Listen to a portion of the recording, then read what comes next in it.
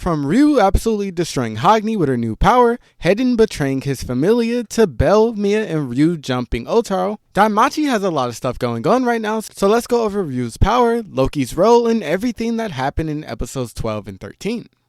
We start off with Belle still getting beat up by Otar, though he's not the only one since we see that pretty much everyone has gotten beaten. It truly looks like there's nothing they can do, especially since Freya's familia has gone on the offensive.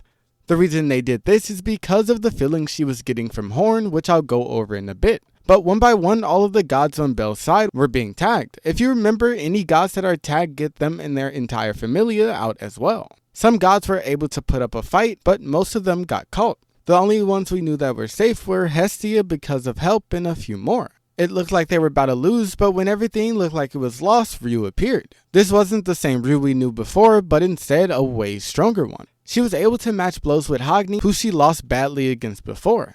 The reason for this is because she ascended from a level 4 to a level 6, which was simply unheard of. While it did seem unreal, it was possible. She was able to do this because even in the past, Ryu was known as one of the top level 4 adventurers. This was a long time ago, and also with everything that's been happening throughout the seasons, she has built up a lot of XP, or fauna. I'm pretty sure the reason she didn't ascend before was because of the events that happened to her familia. So she was able to the entire time, but just didn't receive fauna from her goddess, Astrea, the goddess you saw join in episode 12. She ended up not only leveling her up, but also giving her her new power. If you haven't seen it, Ryu's new ability is called Astrea Record. It allows her to use magic from other people who have received Astrea's fauna. Everyone in her guild was extremely strong, so with this, she pretty much became unstoppable for most people in her rank.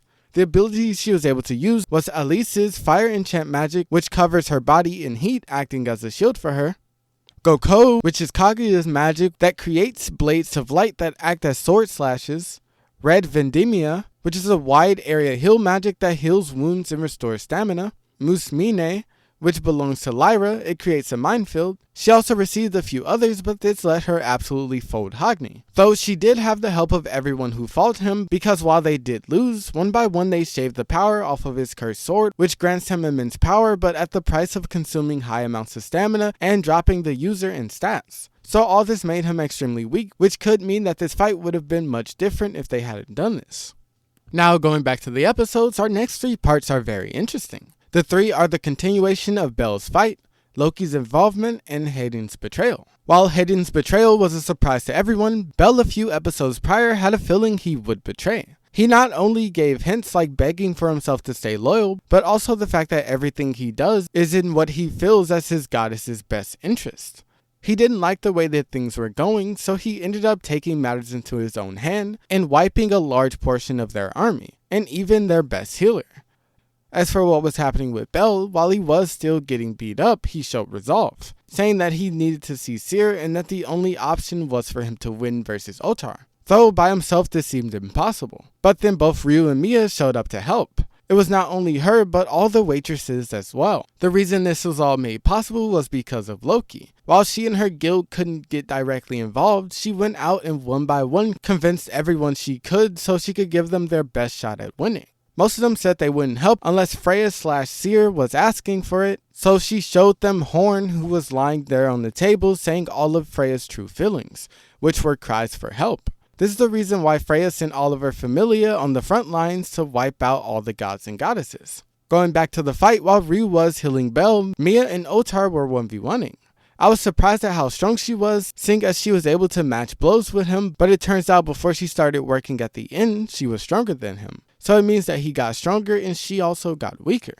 We then go to a conversation between Belle and Ryu while she was healing him. What was said in this conversation is that Belle said he'll stick by Freya's side and guide her to the right path even if it ends up hurting her, which was truly hypocritical because if that was the case he could have stayed with her in the beginning. But as soon as Ryu finished the heal, she ended up announcing that she has feelings for Belle so she and Seer could be on an even playing field.